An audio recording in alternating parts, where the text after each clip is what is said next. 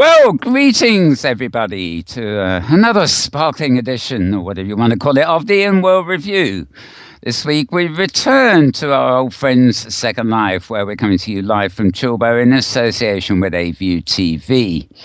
As for the date, well, I'm not going to slip up. I hope I'm not going to slip up, but I better check. It is the something of January. Yes, it's the 24th of January. And believe it or not, the year is, yes, I do remember, 2015. I haven't lapsed yet.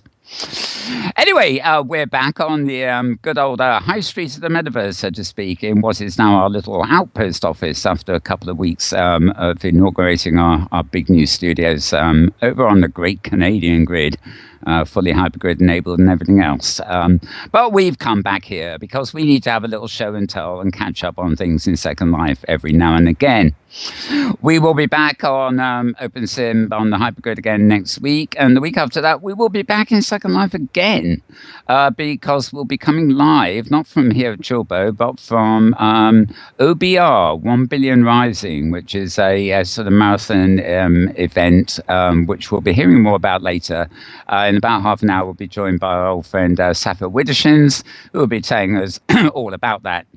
And when we cam the cameras around, I should say, a bit later, you'll notice that I've actually got last year's. Let me see if I can get it for you. Last year's bear.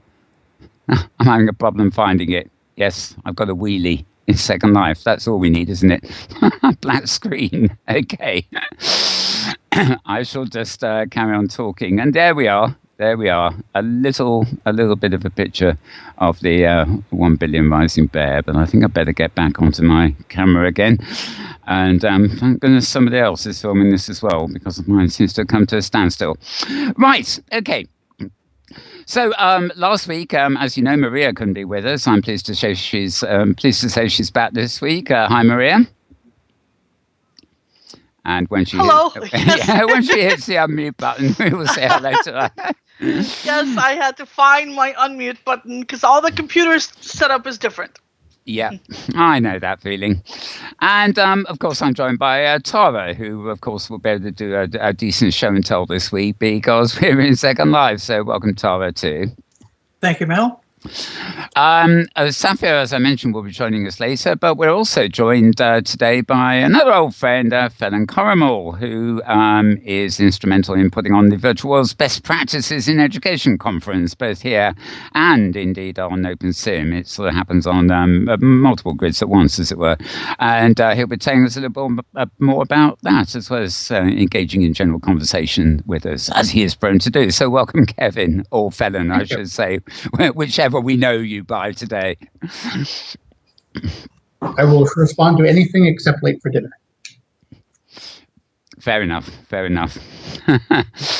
Right, I'm giving up pressing buttons here because every time I try to change camera shots, something goes wrong. Ah, there you are. Right, okay, so instead of pasting links in for the stuff we talk about, which we may do at various points, I would recommend that some of the things I mentioned you'll find on my Twitter stream, which is twitter.com/malburns. And there's also a secondary stream, twitter.com/malburns_writer, which is Second Life specific.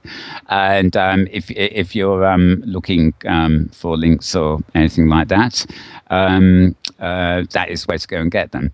Now, I hope I'm going to keep going because I've just been told Firestorm has crashed on me, but I'm still seeing myself on screen. So I may be making a hasty departure when I hand over to Tara.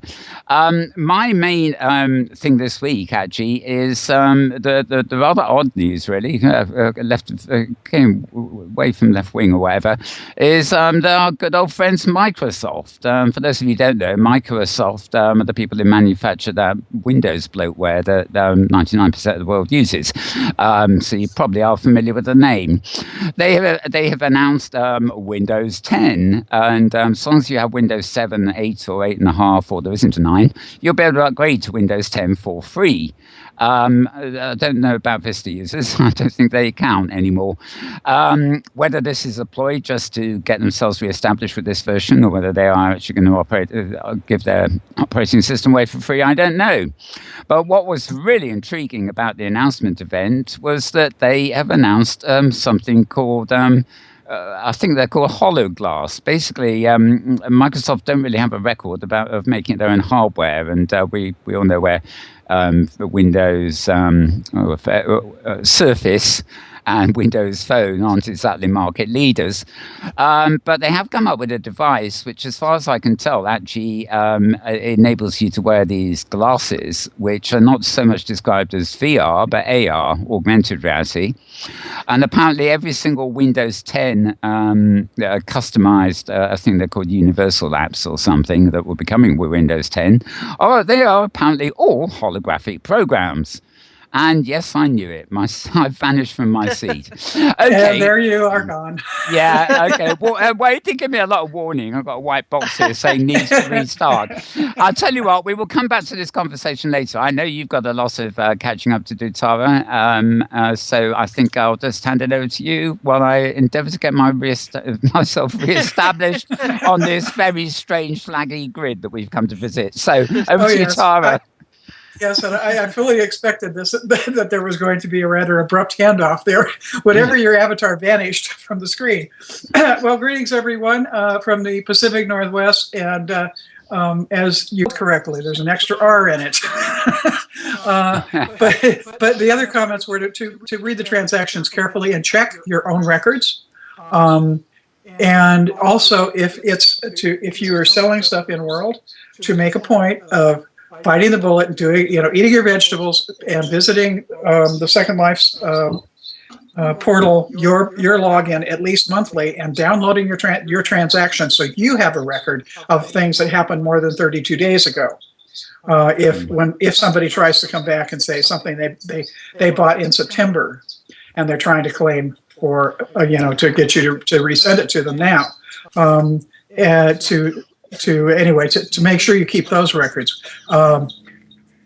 Things sold in the marketplace, the records last indefinitely, but not transaction records for Inworld sales. And the other point was, remember that no one knows your products better than you do. If somebody's trying to claim claim that they didn't receive an item that you didn't even have on the market at the time that they're claiming that they bought one, that's a little hint. And also, by saving your transaction records, you have a record of who's actually bought from you, and at least one shop owner keeps track of those names. And if they get a claim from someone who isn't on their list of people who's ever bought anything, there's always a little question of, gee whiz, I don't have a record about that. And the comment was made that, funny thing, and then they say that they're going to check with Linden Lab and file a notice with them, and funny thing that they never hear from that person again. Anyway, some good suggestions there for anybody who's doing Inworld sales, and I don't think those are limited to advice for sales just in Second Life. As OpenSim continues to grow and various grids have opportunities for selling goods. Do those things. So that's enough for me. I'm going to toss it back to Mel. Well, thank you, Tara, and hopefully I'm live and kicking, as it were. I did go through a time warp coming here too. I suddenly found I was able to relocate my old skin before plastic surgery occurred, which is rather odd. I've got used to the other one now. Anyway, I'm getting severe lag here, so I'm doing minimal camera work as much as possible. It is actually astonishing that I have just used up all 15,000 prims on building our MetaWorld Center, and I've acquired another 15,000, and there isn't a trace of lag anywhere. And the moment I come in here, there's nobody. Well, yeah, enough of that. Maria, over to you for all the latest from you. All right. So I haven't been here in a couple of weeks. So my latest is that my internet connection has all been fixed through the house. They came out, they rewired it, they put in new modems. So hopefully I now sound crisp and clear. And I've upgraded to a faster computer, so everything is. I'm not hearing any stutters. Oh, it's wonderful. Oh, lovely. And it's Wish so I could easy say to the same. so easy to switch windows, and I'm not getting any lag in World. So now I know where the lag was coming from. It was coming from me. So that is a great improvement for me. It makes me very happy. So let's work backwards through what's been happening the last couple of weeks in OpenSim. So first of all, one little optimistic bit of news is that OpenSim users have gotten together and pledged $900 to improve vehicle scripting. There's a bug with the ll lookat and ll move to commands. There's a workaround that Fred Beckinson has posted, and I have a link to his solution in the article. But they want to hire people to come in and fix this. And David Daschle from the Inworld's Grid has suggested some ways to maybe make this work. And Justin Clark Casey has been on this discussion list as well, and he's the leading core developer for OpenSim. So this will be very interesting if they get it done. I haven't heard back from him or from the OpenSim Grid Owners Alliance about whether they're going to help out with this. But previously, there've been a couple of other OpenSim crowdfunding campaigns or bounties.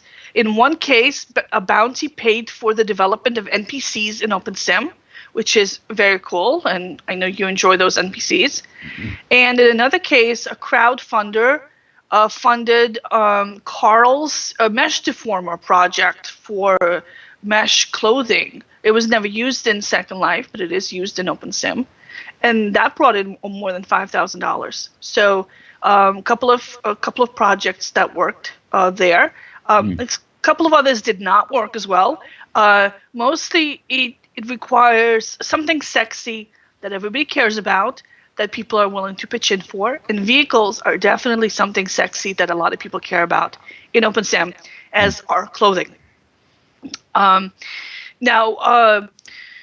you mentioned the HoloLens already, the headset. It's interesting to me because it has the computer built in. And in one of the videos that Microsoft has posted, a spokesman says that they see this as a replacement for the PC, which is that this is a new kind of platform.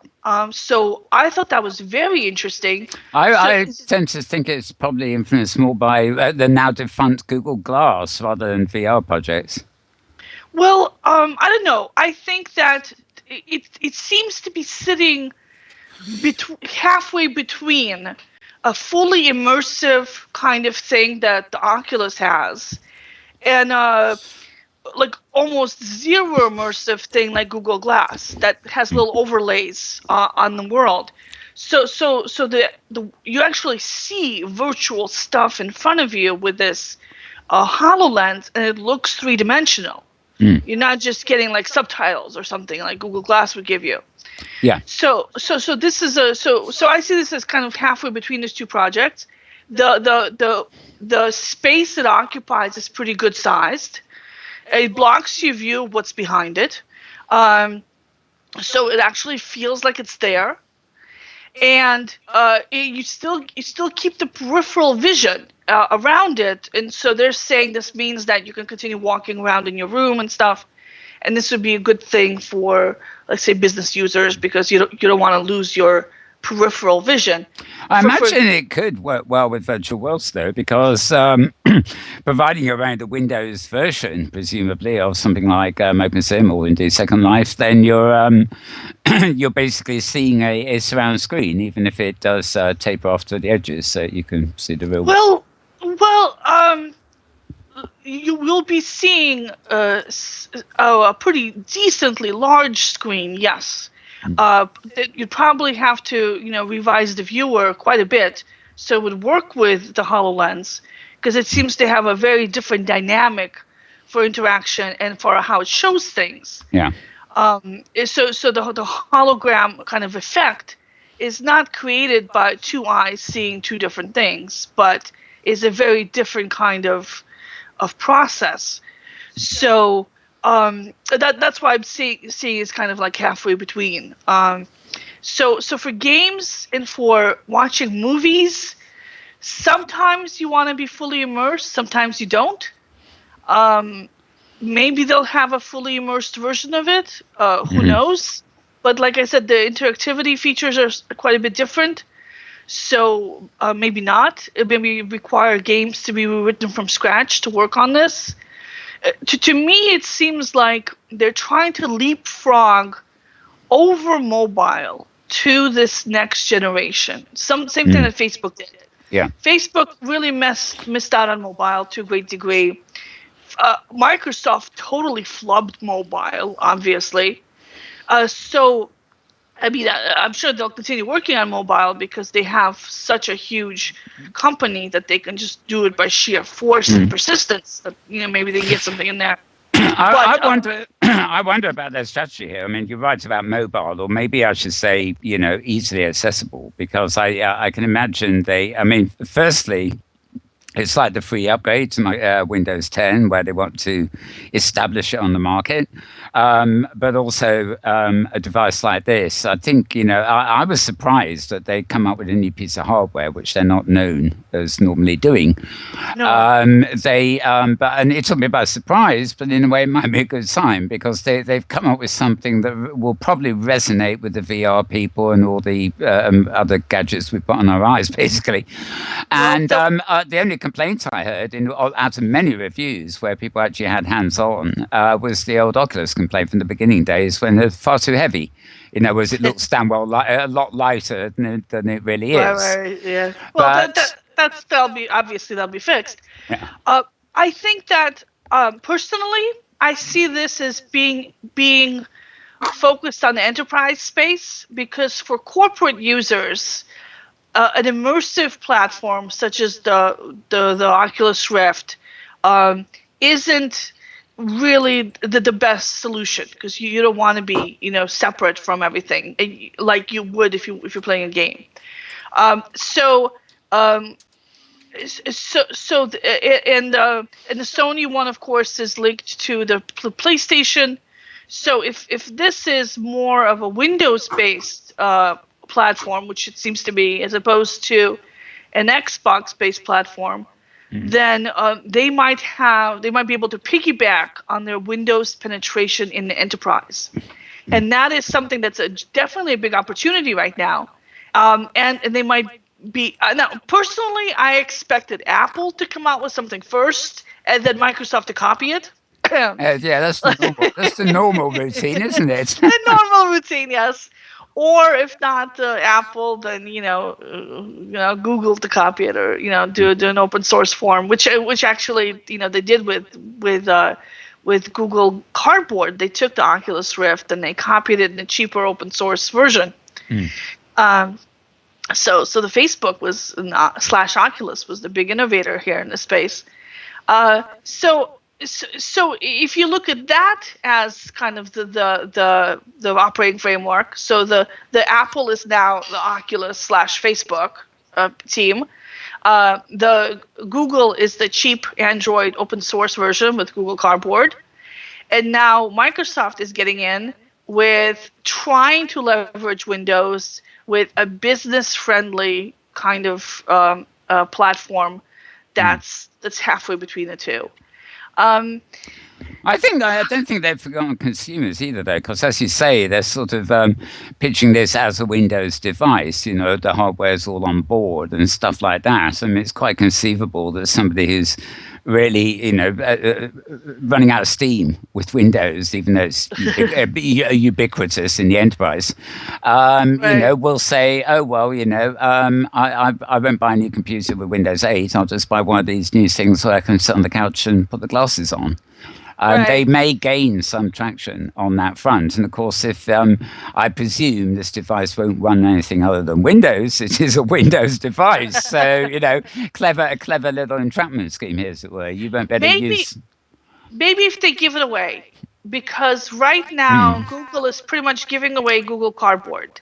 Their devices are so ridiculously, and if you buy it online at $10 or $50 for a plastic version, I mean, so if you want to sit on the couch and watch movies in 3D, that's the device you're going to have, something like it, or maybe a little fancier version of it. And of course, prices of it are dropping quickly. And as the smartphones get better, the technology improves. So that's the consumer version that Microsoft's going to have to be competing against. And this product is probably not going to be compatible. It's not immersive enough to work for games. It's not cheap enough to work for people watching movies on the couch. It's got the built-in computer, so it's not, a smartphone peripheral. And the videos that I've seen, the demos that I've seen of it, seem to be focused more on very practical applications. So the sciences, the workplace prototyping, the fixing your drain. I mean, nobody's going to buy this kind of device just so they can fix their own drain, but a corporation might buy this device so it would help employees fix millions of drains, right? Yeah. So that's something that'd be useful in a factory floor or for a repair guy in the field or something like that. So just as with all the augmented reality glasses and goggles. That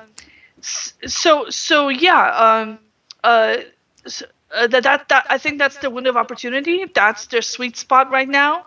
Are they going to be able to actually do anything with it, given the fact that enterprises seem to be adopting the Oculus Rift because it's either the Oculus Rift or the lightweight augmented reality glasses. Because if you're fixing things, if you're actually fixing things, you don't need a 3D image of it in front of you. You can have a graphic overlay showing where the parts come together. Yeah, when you say the enterprise is adopting this, it is a very specific area of enterprise, isn't it? It's people involved in manufacturing where it can enhance what they're doing in publicity on the high street, or something, get somebody to put a Rift on to demonstrate a product. But it's not, the average workplace, the office for the secretaries are not going to be working in Oculus Rift, whereas I wonder if Microsoft's device might be adopted by somebody like a secretarial person behind a desk. Well, if you're a secretary behind a desk, what you want is a stable monitor, maybe like a 3D monitor, where you're interacting with other people through that. And Microsoft does have that as well. They do have the holodeck kind of rooms set up, so the curved monitors, where you can see the rest of the office. It kind of looks like you're sitting with them. The collaboration tools, the video tools, and in fact, the unified messaging folks are all working on these kind of like almost 3D collaborative platforms where it's like a large monitor. It's like video conferencing amped up to a high degree. That seems to be the direction businesses are taking for collaboration, to take your video conferencing and crank it up, as opposed to fully go into this virtual environment. Eventually, all these things may meet up in one spot. Who knows? Or with one device. I think it's also very safe to say that when you're talking about the enterprise, that there's such a vast range of ways that different businesses and different kinds of businesses work. I absolutely cannot imagine somebody in a regular office where there's a lot of paper pushing and like a finance office or any of that going to a virtual environment setup, because your hands are on keyboards all the time. So they're using video conferencing. They're using video conferencing. Yeah, the video conferencing. Yeah, that makes sense. But okay, we can come back to that later. Yeah, I'm just watching our clock here, so we should plow through plow through the headlines. I don't see Saffia here yet, but we have got Kevin. She's finding a seat, she says. Oh, okay. Right. Yeah. So AltSpace VR is a platform that's kind of like OpenSim, where we have video on the screen. Their big thing is, first of all, it's a proprietary platform. It's a social platform. Their thing is that the videos run synchronized, as opposed to in Second Life and OpenSim, where it's like separate video streams for everybody. So here, they're kind of bundling a streaming platform together with a VR platform as a place for people to sit and watch movies together. So that's nice. I mentioned that movie watching is a big application for this, for these devices. All right, we had a new stats report come out this week. All the numbers are up, which was nice. ATEC, which is a new open grid from the folks at Cloud Serve OpenSim hosting. They more than quadrupled their land area with 400 new regions. It's an open to connect grid, so anyone can connect a region from home or from any hosting provider. There are now more than 56,000 standard region equivalents on all these grids. So we've gained more than 1,000 regions, more than 5,000 registered users, and nearly 700 new active users. So lots of growth. The number of users on the hypergrid continues to grow fast, exceeding the number of users on the closed grids. Right. So we've seen that. Inworld, as usual, is the most popular grid, followed by Metropolis. And we've had that before. Okay. Well, I think we'll come back to all this in discussion because we've now got Saffia. And I'm actually going to add her to the call right now. So if we just hang on, I go edge people, and she's. Don't need She to says she's I don't need to add her. Oh, very good. How kind of you, Very because I was. sneaky. Yes, because I got a window there, which is going to make me scroll through a big list of people. Right. Yes, yep, she's already here. She's just muted, she says. Yeah. No, okay. I'm not even muted now. Oh, it's not even muted anymore. I'm busy plugging away on this camera trying to find where you're sat. I'm sure. I'm sat next to a bear. You are between a bear and cats. Yeah, she's on the other side of the bear. Oh, this is fun. Okay, well, welcome, Saffia. While I'm finding you, Tara's got you anyway, even if I haven't. Oh yes, there we are. Those earrings. Oh, those earrings are so cute. Yeah, we've got cats and bears and all sorts of things. You're actually looking at like a grey statue on my camera at the moment, but never mind. This is an emergency backup. Tara's got it all in hand. Yes, you are sitting next to our lovely bear, as is Phelan. And if he's in the pose he was in earlier, he's busy stroking it. Something that Winter Silversmith found out the other week. Where I got rid of that one really quickly. Well, Winter made great friends with it the other week, and the Google Plus OpenSim channels were all, it was the talk of the week. Winter and his affection for this bear when he guested. Anyway, Rabbit's actually crouched away. He's like sitting as far away on his seat from the bear as he can. He too is Canadian, so he probably knows better than to get too close to these things, especially when they're of some size. Anyway, Saffia, welcome to the show. I announced at the beginning that you'd be joining us, and that the main reason for joining us is OBR 1 Billion Rising, where we'll be back in Second Life, in fact, in 2 weeks' time, and we'll be doing an outside broadcast from your actual location. So tell us all about it. Well, I can tell you something that is especially for this show first, which is I've just come. The reason I'm late is I've just come from one of our OBR meetings where we're setting things up, and you and any other TV programs that want to come to OBR are going to have a small but open studio of your very own. You're not going to share the performer stage, but we're going to put a little stage for you, little broadcast studio into the sculpture garden, and you'll be able to broadcast from there. Oh, wonderful. So you won't have to worry about poets wanting to workshop after you or anything like that, because this year we're kind of expanding on what we've done in the past. The usual thing about OBR is still there, the core of it. It's 24 hours of music on 4 sims with a central stage, music and dancing in the center. Around that are going to be some absolutely amazing art installations by some really interesting, provocative fine Second Life artists, and that's going to be amazing as always. Last year, we also had a couple of poetry reading sessions which Adele Ward organised for us, which were wonderful, with women coming along and men too, and reading poems they'd chosen on this theme. It was fantastic. We're going to have poetry readings again this year. We're also going to have a poetry workshop when people will have a chance to explore writing about the art that they see on The Sims. We're planning to have some performances. There's going to be some dance performances, and there's going to be, well, there may be other things as well. There may be a dramatic performance as well. But the idea is to kind of open it out so that, as well as the dancing, the art, there's also going to be the poetry, there's going to be other forms of performance, and there will be an area, as I say, for broadcasters. We're hoping to have a couple of TV shows that broadcasting from there, one of which will be yours. Oh, right.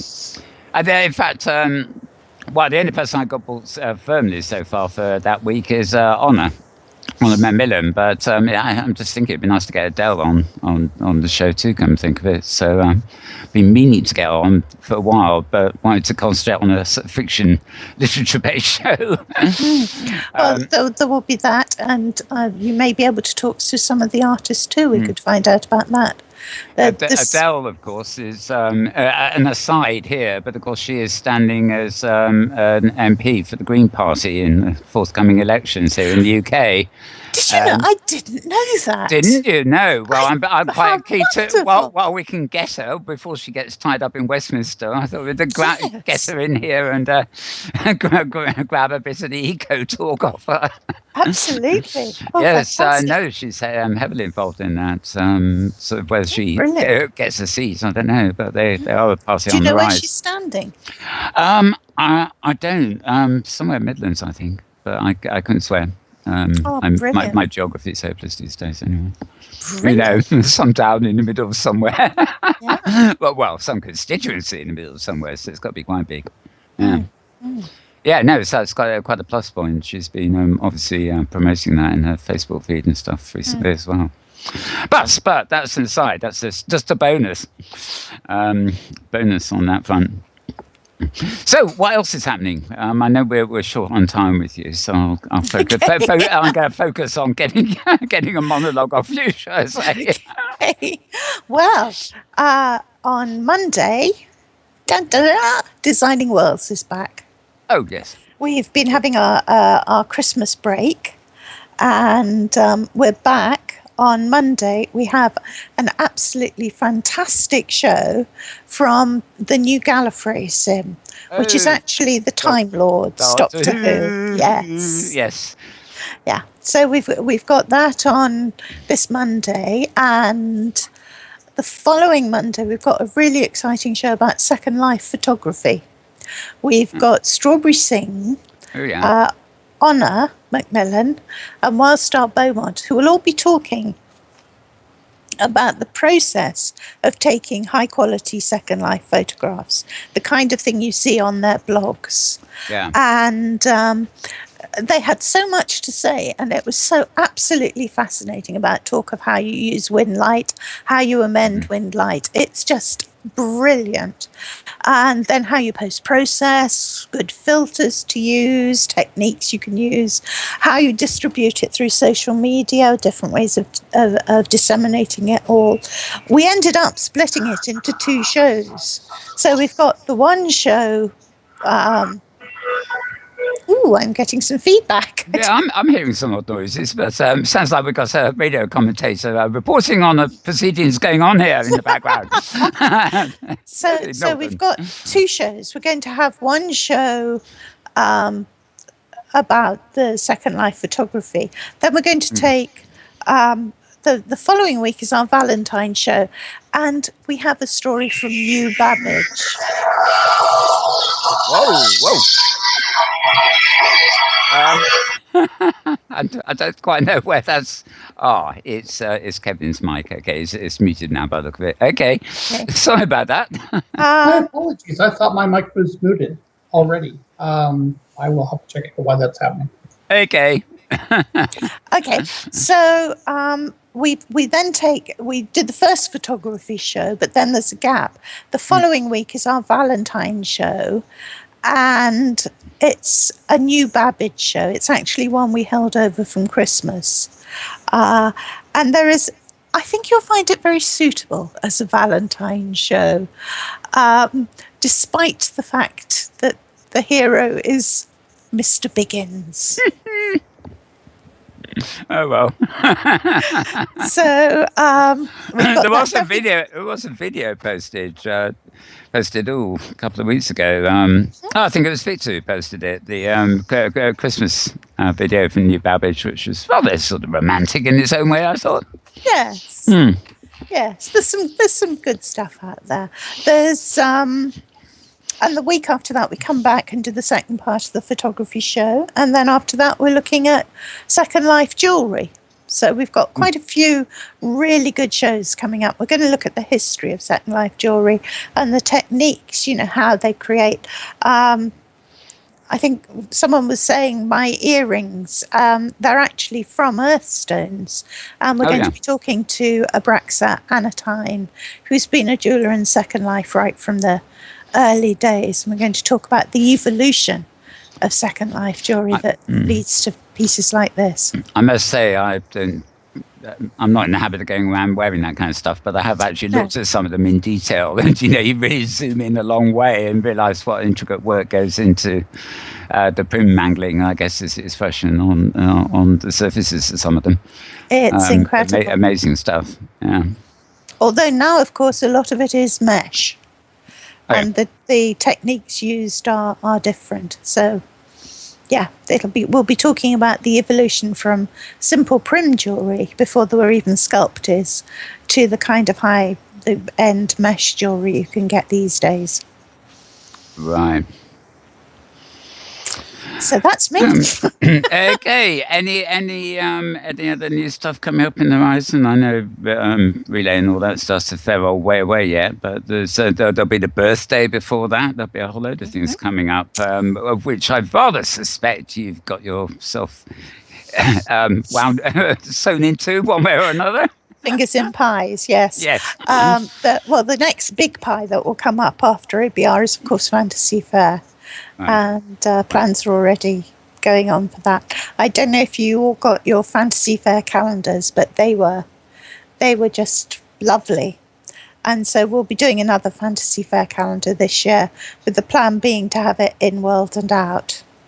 So people will be able to get in-world versions or actually buy. In reality, I've got one in my office at the university. I now have a Fantasy Fair calendar above my desk. Oh, that should cheer you up all day. That's right. Yes. If despondent, just have a look at the picture. Yes. And the best calendars are like that. Those old giant ones that fold out with a month. And they've got the date and everything you need in small print underneath. But basically, it's a monthly poster. You can absorb yourself in until next month comes. I'm just longing for someone to ask me about what the pictures are. So then I can tell them. oh, I see. Yeah, somebody walks into the office and says, "Where's that?" And then you say, "Well, it's somewhere you can visit when you go home tonight." Yeah, absolutely.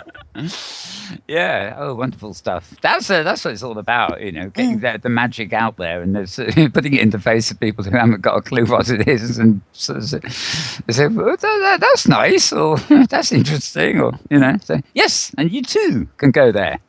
Absolutely. As soon as you get home, kind of thing. Great stuff. Okay, well, I know you're in a hurry, so you're probably not going to go around for the greater conversation. Sorry. Although you would be welcome to, but it's great to have had you here just to at least bring us up to date. Well, it's been lovely to talk to you and to be back on Chilbo again. Indeed. And one of these days, I'm going to have to find your OpenSim avatar and drag you over to our brand new studios. Yes. When you have a second to spare, which will probably be in a few years' time, if that. yeah, somewhere around then. I'm 2017 is looking really good at the moment. Okay, I'll scribble that down in next year's. I'll put that in next year's diary to remind me about the year after. That's about the sum of it. I'm just admiring these butlers you've got, these Jeeveses. Yes, that was in Tara's show and tell earlier. They are wonderful, aren't they? Actually, they are just gorgeous. We did a program on last week, or actually the week before, really, with Nara Malone about non-player characters which are prevalent in OpenSim, and Tara said he's reminded her of that because in fact I've seen pictures of these around, but I can imagine characters like that walking around in OpenSim, for example. It's just non-player characters, acting as greeters or guides when people arrive on the sim. Could be quite fun. Yes, I can see them being very useful in the stores. Yeah, Saffia. These were these are the ribald butlers, of which there were maybe a dozen. Maybe it was somewhere between 8 and 12 in one of the gotchas at the Pavilion Gotcha event in December. Oh, right. And when you get within range of them, they speak to you. They have strange things to say. Oh, how fantastic! if they're toggled on, I don't think I toggled these on. I wanted to show just up the effect. We don't want them talking the way through the show, do we? Very good. Yes, we seem to have more critters and odd sort of things on this show than we have occupied seats sometimes. But this the big bear to your right, I guess. It's, I noticed it. It's totally in residence. I mean, well, we haven't been here for a few weeks, but every time we're in Second Life, he's got pride of place, it seems. Right. And until we find something else. And glad I managed to get on the stage. I think Tara's got rid of them. But last time we were here, where the butlers are now, we had some wonderful little bouncing cat things as well. But we got there's a meme that's gotten popular on the web of videos of cats, real life cats, riding on Roombas. Right. And somebody has Second Life ones. Yes, there are now. They're called Marimbas. Or Murmbos. I can't remember quite how the name goes here, but they're just totally cute. When I saw one, I said, "Oh, I have to have one of those." Yeah. Oh, I will look out for those. And they move around. They move around randomly. Well, also, and I'll try to remember to send you a note with where they're located. Brilliant, thank you. I would appreciate also, that. in anticipation of your arrival, in the far seat next to Maria, you will notice that I have, admittedly, last year's bear from OBR with a little balloon above it. So he will probably be replaced in a couple of weeks by a new thing. Who knows? We'll have to see. Okay, right. Well, we'll discreetly move the camera across. In fact, I'm going to, if I've got this thing right, well, Tara's doing it anyway. I'm going to press on the button, which kind of brings me over to Kevin. So thank you, Saffia, and I hope we'll see you again soon. But in fact, I'm sure you'll pop in briefly, if not make a full appearance on 2 weeks' time at OBR. I will. Yeah. Bye for now. Okay. And next, a big welcome again to Phelan Corrimal, otherwise known as Kevin Phelan. I don't really know. It's one of these things where, like me, our real world name and avatar name sort of get all jumbled up, and we don't really know what to call each other, do we? Welcome, Phelan. Hi.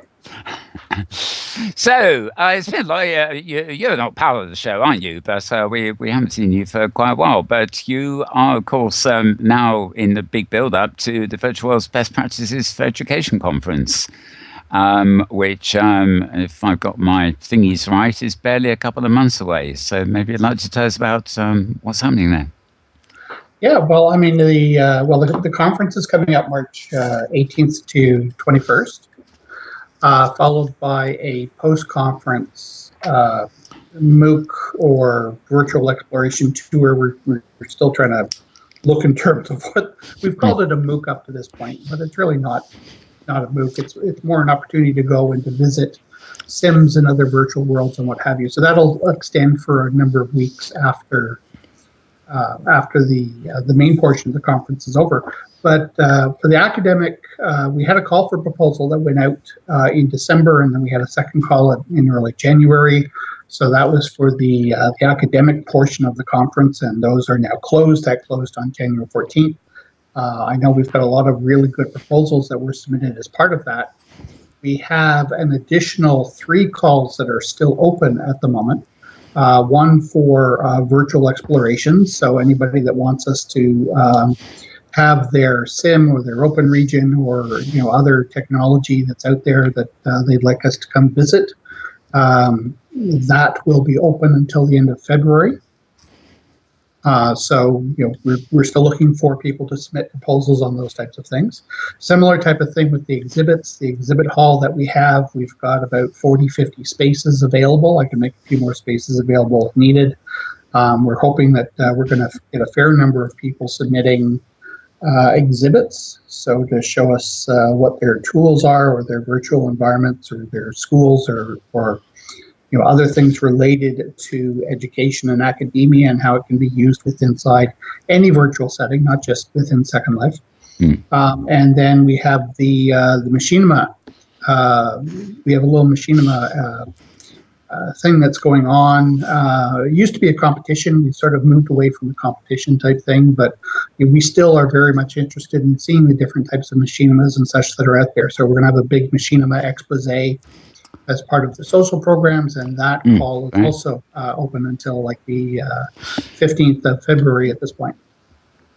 And then, of course, we're always still looking. Sponsors are still open, so we're always looking for sponsors to help fund the conference. Great. All last minute, no doubt. Now, you are planning, you were telling me off air that you're probably going to be taking advantage of the conference grid this year on OpenSim. Will it just be one day on OpenSim and the rest in Second Life like before? Or? Based on the number of proposals that we have, yeah. I mean, we're always very flexible with these types of things, and it's always dependent on the number of submissions that we get. So we're still in that half-day to one-day range in terms of the number of proposals that we had, which were very specific to OpenSim. Now, that's not to say that we may not get some additional virtual explorations, but for the actual conference portion, we're still only looking at about a half a day at this point, which is consistent with the last couple of years. I mean, even when we went to Cloud Party when it was up and running, I mean, we were only a half a day over there as well. So we're hoping these environments will become more and more a part of our conference as we move forward. So there was I'll dig up the details for you offline, obviously. But after the Avacon conference, the OpenSim Community Conference, lots of educators there, and there is actually a Google group that was set up for OpenSim educators. I forget what it's called at the moment. There's quite a lot of people in that, though. They're not on the mainstream radar of sort of hypergrid safari visits or anything like that, but they're there working in the background on OpenSim on educational projects. So I'll point you to that group if you aren't with it already. And yeah, that would be wonderful. Like I said, I mean, right now the Avacon group and the Open Simulator group are sort of, they put on the Open Simulator Community Conference. Which they had just back in last October, and they do a really, really awesome job. I mean, it was just spectacular when I was there last time. We're not trying to, sort of compete with what it is that they're doing. Certainly, we do want to have. I mean, these linkages. I mean, this is actually one of the things that we feel we, in terms of what we're doing, which sort of makes a huge difference is. There's groups that are very specific to Second Life and to high fidelity and to OpenSim and to Unity and to all these other different platforms that are available out there, whether they're developed or whether you can build them when you get Inworld. And a lot of things that we like to look at are these things, are the connections between these particular grids, and how each one of these grids brings something unique and different, not only to the education field, but to collaboration and to the ability of people to develop new ideas and to be innovative together. So that's been the whole point behind the virtual world's best practices in education, is not to focus exclusively on one grid to the exclusion of all else, but really to look at how these things work as a toolbox. Well, I think there is a bit of overlap. I mean, I noticed with Senchai Library, a literature-based thing where they'll have an event, and Nora Malone stuff. In fact, they'll have an event in Second Life one day and then OpenSim the next, and it's beginning to get an overlap. But also, with the what's actually Maria originally called it the dark metaverse. Basically, talking about OpenSim and hypergrid enabled places that aren't really up. They're people working on private projects, and they make use of OpenSim and hypergridding facilities to do what you might call their own stuff, like the book club or something like that, whereas they then also come into other platforms like Second Life when they want to hold a public event. So you might have a private reading session or something like that out on OpenSim, and then you do a public performance and you come into Second Life to do it. So it's a great deal of overlap already beginning to happen, where the uses of the hypergrid and OpenSim are kind of being defined by function. And if the function you want to put it to is not something that is in your face for the high street, not just function, but you also look at things with regards to accessibility. You look at control over content. You look at the financial commitment. There's a lot of things that go into those particular types of decisions. Certainly, we've seen a lot of this since Linden Lab sort of got rid of the educational discount and they brought it back. One of the things that happened over that time was people started exploring all these other different environments that were out there. Yeah. And they started to realize that the value proposition on a lot of these different grids sometimes was more beneficial to actually staying inside Second Life. Just the prospect alone of being able to take your content from grid to grid to grid, never mind the hypergrid, being able to export the OR files and be able to take that content to other grids as you need to. That is huge, especially in terms of things like education, where you're not necessarily always going to be in the same environment all the time. And so, you look at those particular types of things and the ability to have control over your content. Certainly, price point's another thing. You take a look at some of these grids, which are, which do very decently with very small numbers of people, right? Sometimes for an educational course, you don't need to have 100 people inside a region.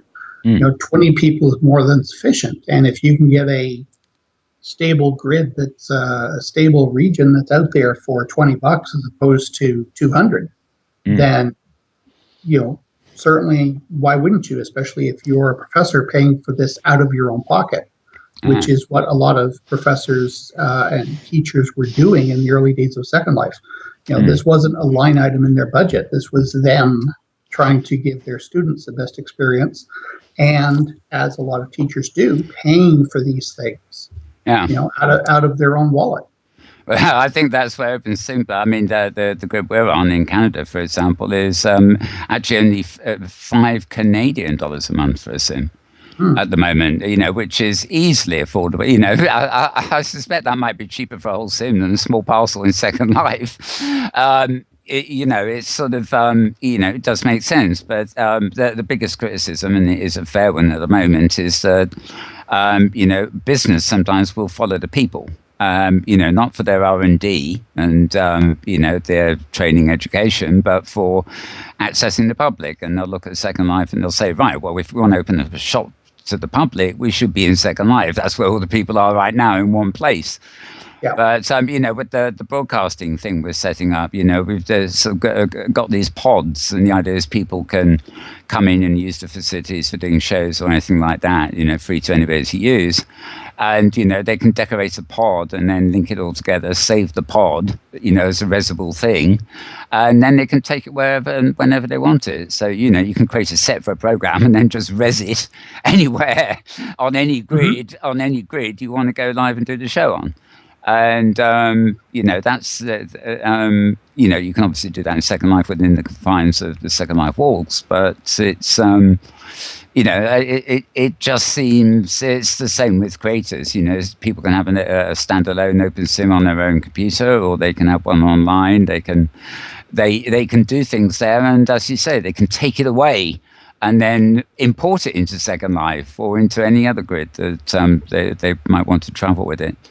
Yeah, well, this is one of the other aspects of this is the whole concept that you sort of get what you pay for, right? So, if you're paying $5, $10, $20 a month for a whole region, the amount of support that you get in terms of the back end, so in terms of billing support and technical support and programming support and mesh support and whatever else.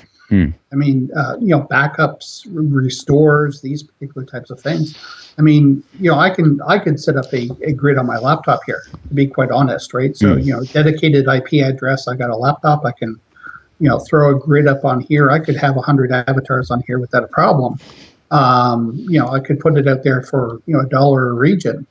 But I got to work during the day, so yes, how much technical support are you going to get for $1 a day, right? Absolutely zilch. You just the old machine in the corner, power up the server, and leave it for a year. yeah, pretty much. And you get a lot of these players that are out there, and what they do. This is just pure economics, right? They're out there. They see that there is an untapped market. There's an ability to make a profit, so long as you don't care about all these other things that occur in the background.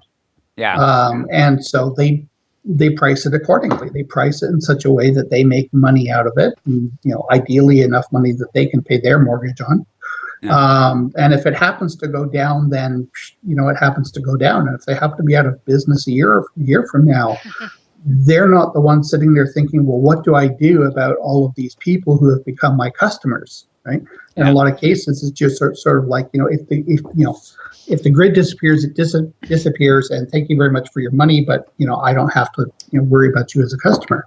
And these are the things that I think you have to worry about whenever you go into looking at any type of technology situation, regardless whether it's OpenSim or anything else like this. I have to make a comment on that quickly. That is true for individual grids. Individual grids tend to operate exactly in that way. The hosting providers, however, the independent ones, the standalones, what they do to lower prices is they automate as much of this process as they can.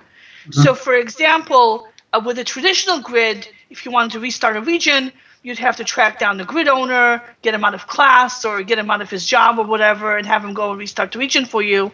With a hosting provider, you get a management panel where you hit a button and it restarts. Same thing for backups. Individual grids, you have to wait around for them to do your backup. With a hosting provider, you hit a button, the backups are done for you automatically, plus they do the regular internal backups as well. Now, so when you're comparing hosting providers, you have to ask yourself, how good is their panel? Does it give me all the stuff that I need to be able to do myself? And do they have tech support for the other stuff that maybe that I can't do? And the way they're able to afford tech support technicians is by automating all the most common functions. So now you still get a price performance issue. So like CloudServe has the cheapest prices, but also the lowest ratings for support. DreamHost has higher prices, but also highest support ratings. But that's a separate scale than the individual grids. Because the individual grids tend not to have panels, tend not to have automated infrastructure. I think we're beginning to learn through experience, where the grids that, there are enough players now in the hypergrid space to know, who the good providers are, be it a grid or servers.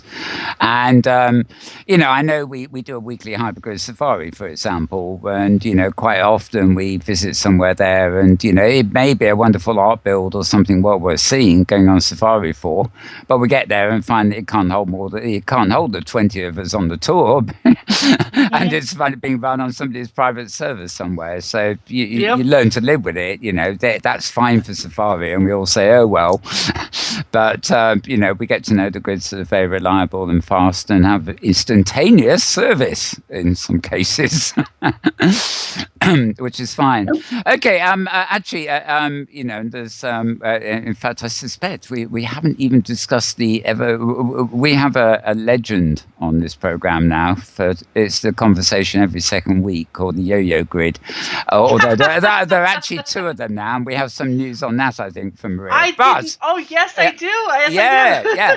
But actually, first, Kevin, just stay and keep in the conversation. But back to VWBPE just briefly. Your keynote this year, once again, is going to be the CEO of Linden Lab, Ebby Altberg, isn't it? That we do know.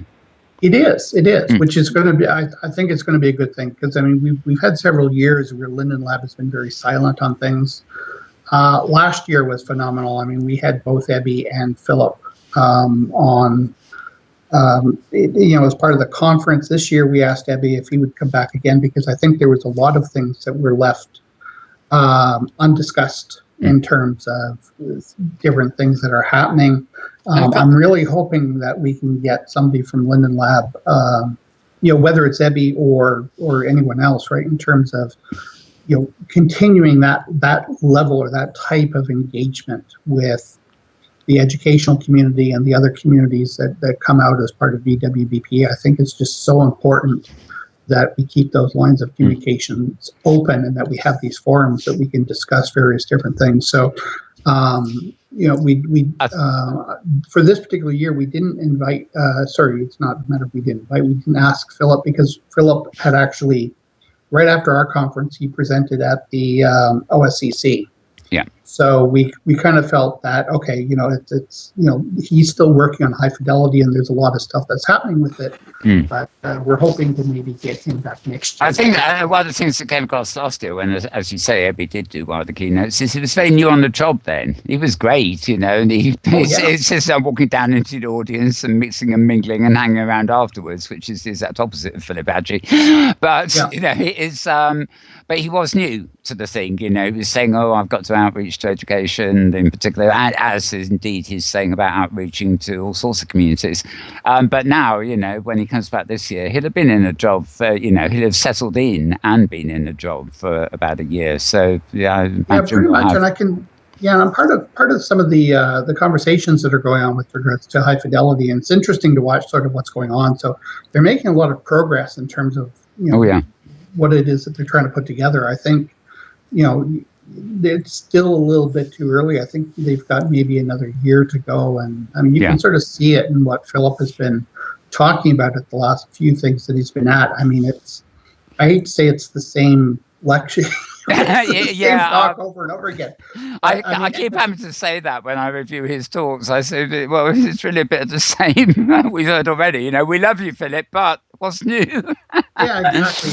And one of the things that we're trying to do with the conference this year is we're trying to rotate things up. We're trying to make sure that we get, because we're trying to make sure that we get a good group of people sort of rotating in terms of featured presenters and speakers and what have you, that it's not always the same person over and over again, right? So I know Letty's been working on a number of panels and a number of speakers, featured speakers, some of which we haven't heard from in a while, right? So I'm sort of looking forward to the final list when she gets around to publishing it, and I think a lot of people are going to be very encouraged by the speakers that we have and some of the subjects that are going to be discussed at this year's conference. So we'll have more information on that in probably early February. Yeah, I was just thinking we'll have to get you back on, and maybe Letty too, when you've got the agenda much more sorted and we can go through all the highlights.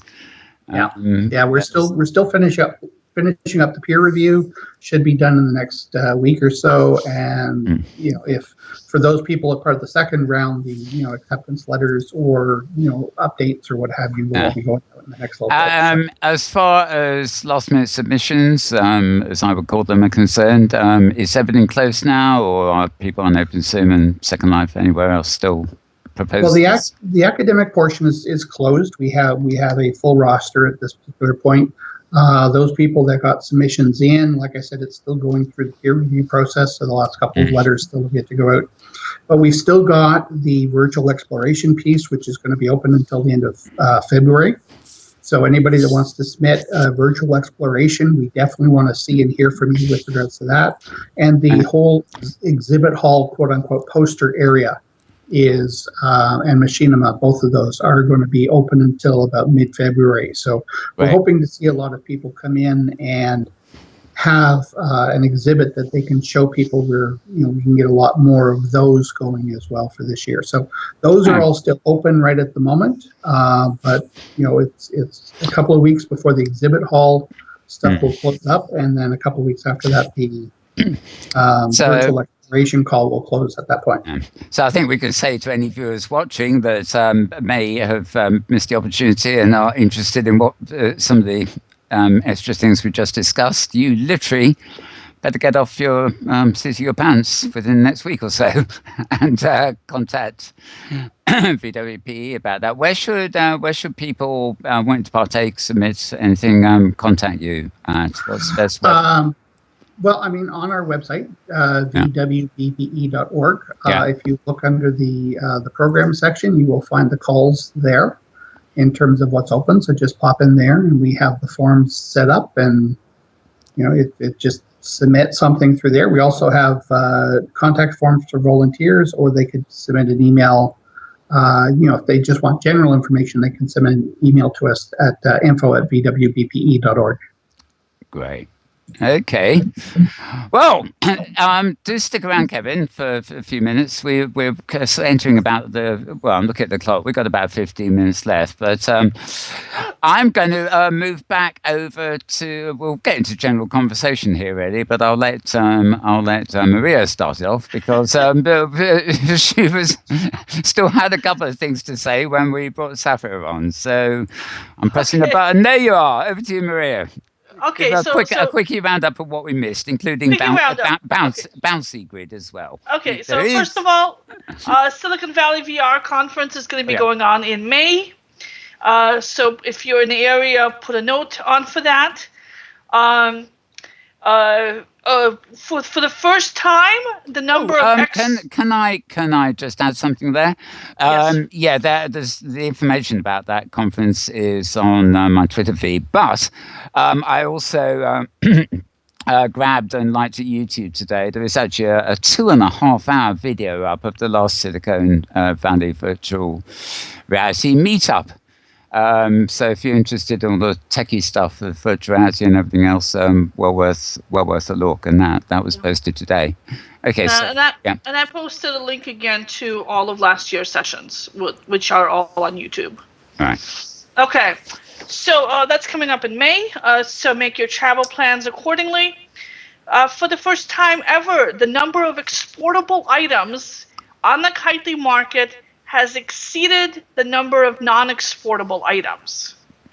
So this means that the merchants are understanding that people in OpenSim on a hypergrid have money to spend and nothing to spend it on. And so I'm very, very happy to see that. Now, it doesn't mean that only grids on a hypergrid can use this marketplace. Any grid, including a closed grid, can accept Kitely market deliveries if it tweaks some settings in its grid configuration files, and the details for how to do that are online as well. But Kitely doesn't have to do anything. It's the grids themselves that turn on that turn on the acceptance of Kitely market deliveries, and the Kitely market right now is the biggest marketplace that covers multiple grids in OpenSim. So I'm very excited about it. To me, it sounds like a good sign that creators and providers equally have realised that there is a market for goods out there if they price things, if they make them available for export and price them accordingly, presumably. Yep. Yeah. OS Grid has posted a couple of updates about what's happening with it. Those upgrades have had zero actionable information in them. The last one was on the 19th, so on the Monday. So they said that the drive has arrived in the data center. They don't say if they've been able to recover the data. They said they've done some testing. They don't say when the grid's coming back up. I mean, no actual information there at all. Very disappointing. Yeah, I know. They're very good at giving us little snippets that don't really mean much. All we want to know is when it's back. Yes, we want to know, did they save the data? It's been months that they've been trying to save the data.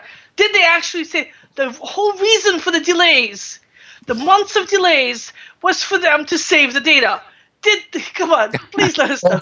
Just as a complete side topic on that particular one, I do know that I was contacted by them, and they said that they did have the VWBPE SIMs from last year available, and that they could send them over to me. So they must be doing something, the OR files, because I just got that message from them like in the last month.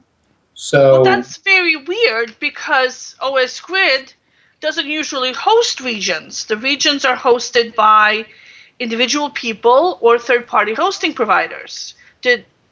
So this was somebody. Danger Dan or something. I'm trying to remember the fellow's name. Maybe he was one of the individuals. See if I can find his name here. So that's a separate issue from the data. Danger Letton. Chuck Lewis? Okay, anyway. Okay. Yes. So they do host some plazas. Maybe they hosted your regions there too. I haven't heard of them doing that before. But that's a separate issue. The regions are hosted in a separate way than the asset database. Asset database is basically people's inventories and associated stuff. Yeah, so, I seem to remember actually when all this went down, they did say that the grid was still there. As such, it's just that the asset servers have failed, so there wasn't any point in opening the grid if nobody had any assets. Which isn't true, because your region is still up. Yes, your inventory has been flushed, but many people have inventory backups that they can just upload. Anybody who connects a region to OS Grid can make a backup of the inventory. I mean, it's a simple console command. And some people have, because you do lose pieces out of your inventory, everywhere, not just in OpenSim. So some people were prepared for that. And even if your inventory is lost, having your region back up and reconnected while they try to recover your inventory is still better than having the grid down, all the regions down, and no inventory.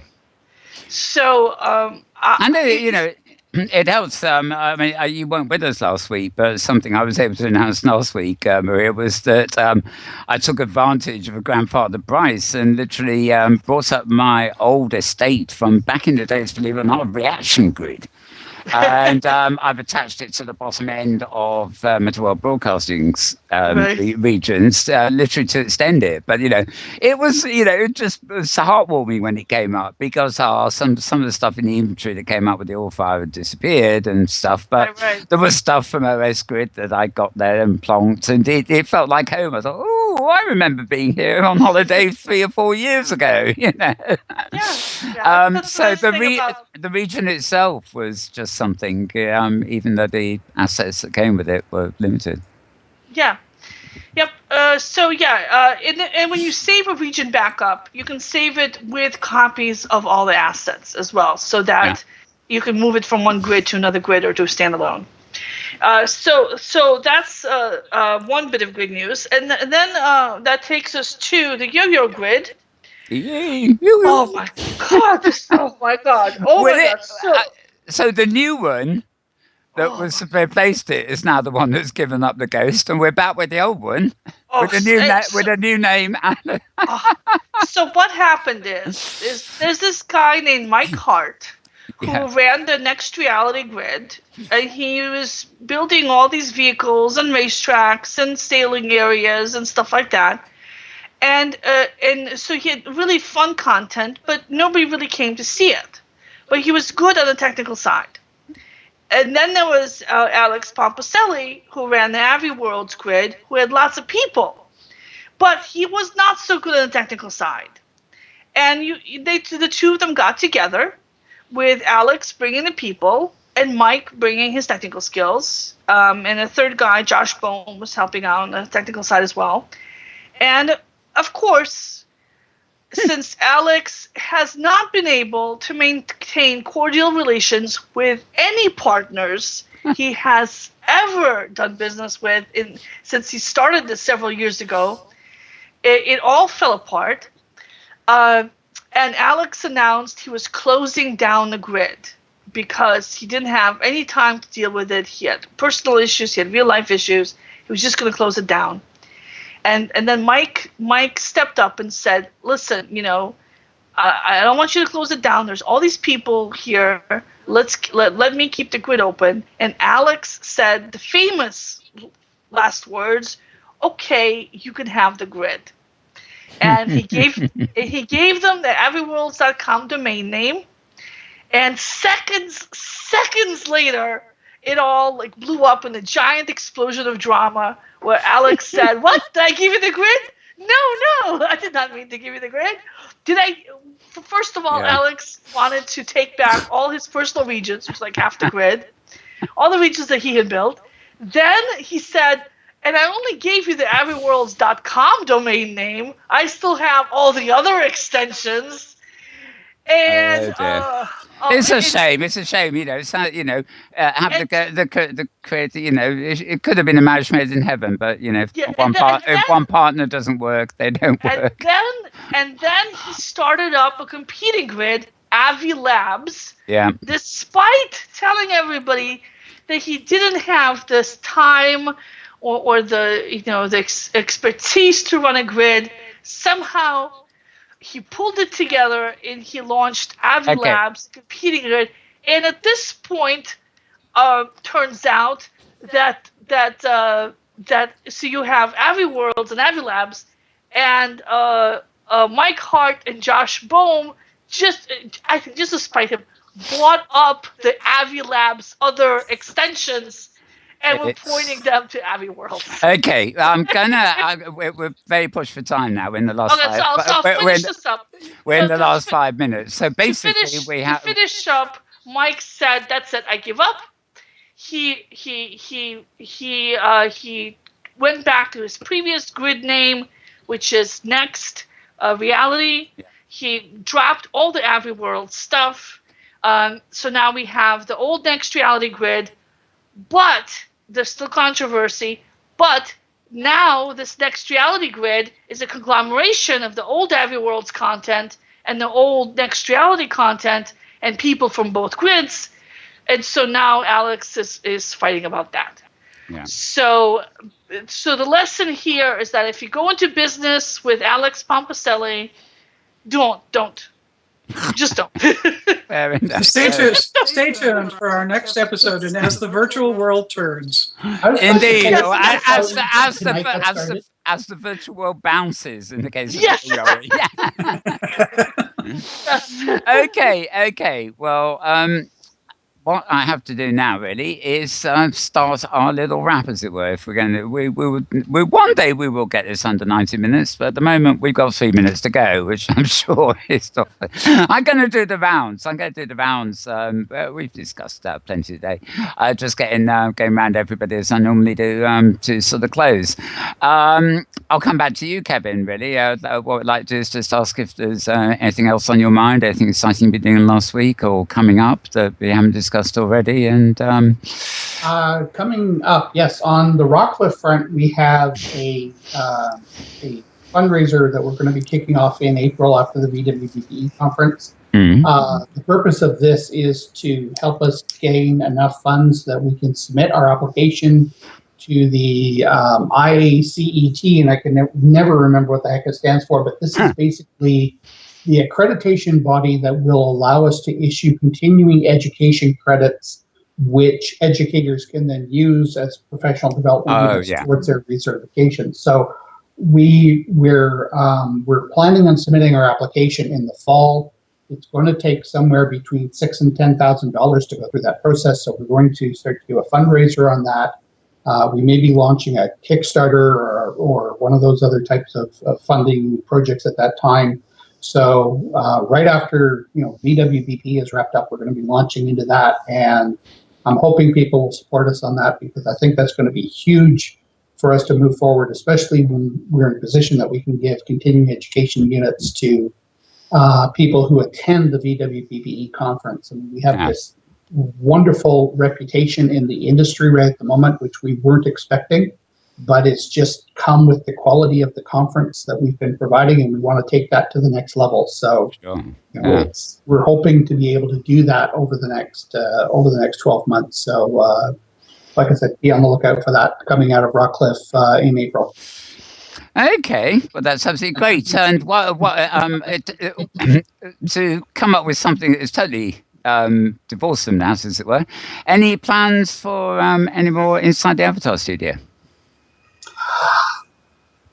Possibly, not quite sure yet. We're still in discussions on where that's going to be happening. We do want to keep that going. It's right at the moment, it's just a question of timing, those particular types of things. We've got 3 wonderful seasons under our belt so far. There's an incredible breadth of knowledge that's sitting out there that people can draw upon.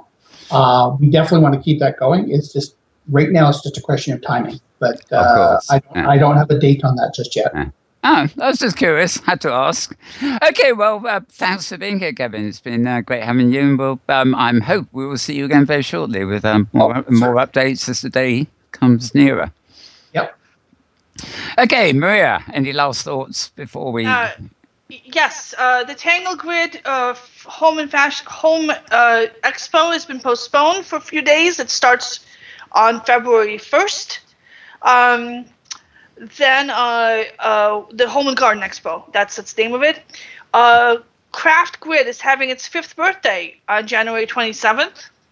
So that's pretty exciting. We're going to have a build a competition with a prize being a full region for a year on Craft World. That's pretty cool. Then Third Rock Grid is getting ready for its Rob Stock campaign that supports doctors without borders. This will be the first time it's going to be held with hypergrid enabled, and it will be the last weekend in March. And they're open to work with other grids, and if any other musicians and anybody else wants to participate, they should contact that grid to get started. I must say, actually, from the streams on Google Plus and things, if there's one grid, I think there's a post from Third Rock Grid every day just listing events. They're very well known. They're very well known for their live music scene. Third Rock and Virtual Highway are the 2 mid-sized grids that would have the most music, and Third Rock is the only one that's hypergrid enabled. So you can actually teleport into those events, and there are a lot of them. And another big event coming up is the Brazilian Carnival. That's happening in Avi Labs, not Avi World. If what's his name is bounced up for it. If the grid is still up. But he is known for having an audience of mostly Brazilians, I believe. But so good luck to him anyway. I remember when he was on the show. He's a nice guy, actually. He's a really nice guy. It's just a shame that he just gets involved with the wrong people, I guess, or doesn't quite keeps changing his mind. Anyway, okay. You want to know the very weirdest thing that happened to me covering the story? All right, quick. Okay, quick. Very quick. So I went into Avi Labs when there were a couple of went to Every Worlds when Mike was still running it, and I met a couple of avatars who spoke Brazilian, and I talked to them in Brazilian over Google Translate in Portuguese about what they thought and everything. And then I got emails from other avatars saying, no, those were imposters. They are those real avatars. Okay. And with a totally opposite story. Oh dear, drama, drama. I'm giving it is. I thought I left the drama behind in Second Life, but no. Drama follows everywhere. If you get any more than 3 people together, or even 3 people, you will have drama. Yeah, indeed. Okay, all I need is myself, me, myself, and I have drama. Yeah.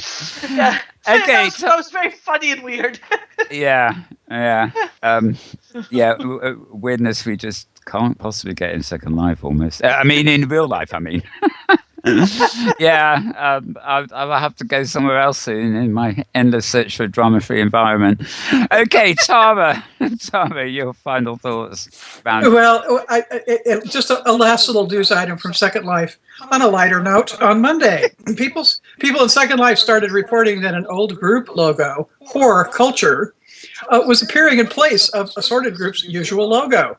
And it turned up as bug 8255, where Horror Culture logo appearing on several groups. The cause of the problem was later revealed by Soft Linden. An engineer had grabbed a random group's image as a placeholder and put it in place. Oops. Sorry, I lost your voice there, Tara. While he was doing some other texture work. Oh dear! Look at the image he selected, and we suspect he would have chosen plywood instead if he had. The image has been removed, but it may take some time before that propagates through the CDN and viewer caches. And Soft Linden went on and said, "Don't worry, we're not going to let him live this down. In the meantime, we're building some better process around this." Oh dear. Okay, just dial up the love machine. That's all I can say. Yep. It's in there somewhere. Okay, folks, that was an in-joke if you didn't get it. Linda Labs still use the infamous love machine. Yes, we know who invented that, don't we? Anyway, that's it for this week, folks. Our time has run out, as it is always prone to do. Hope you've enjoyed the show. We will be back next week, as I announced. We will be back in our main studios over on the Great Canadian Grid for Hypergrid visitors and everybody else who can join us. I think we will have a CEO of a very interesting group with us then, and possibly a musician too. I do need to apologise for a programme a couple of weeks ago where we thought we'd bring in music and show and tell and everything else. Because we had, for technical reasons, to record the musician over Skype, the quality was really just like an audio Skype call and wasn't absolutely the greatest. And if we can find a way to stream a musical guest, we will. But it's very difficult if we've got limited cameras and nobody to, bringing up interfaces to change buttons and stuff like that. But maybe that will happen next week. And as I said, the week after that, we'll be back here in Second Live, but not at Chilbo. We'll be live at 1 Billion Rising with hopefully some special guests, probably women, who will talk about 1 Billion Rising and no doubt women's perspective on things. In fact, I could almost drop out and join the audience, couldn't I? Anyway, that will be it. Thanks again to our guests, Saffia, who of course has departed, Kevin and Maria and Tara. Thank you all. Don't shout at once. Most welcome. Thank you very much. If you want to see this program in replay, the best place to get a nice high-resolution copy that plays on your iPad, your Android, your television, your Windows, your Macintosh or Linux or anything else you can throw at it except an Apple Watch, do go to slartist.com, SLARTIST.com. And they also host all the archives of our back shows too. So, for now, I will wish you all good morning. And good afternoon. And good evening. And indeed good tomorrow, depending on wherever and whenever you are. We'll see you soon.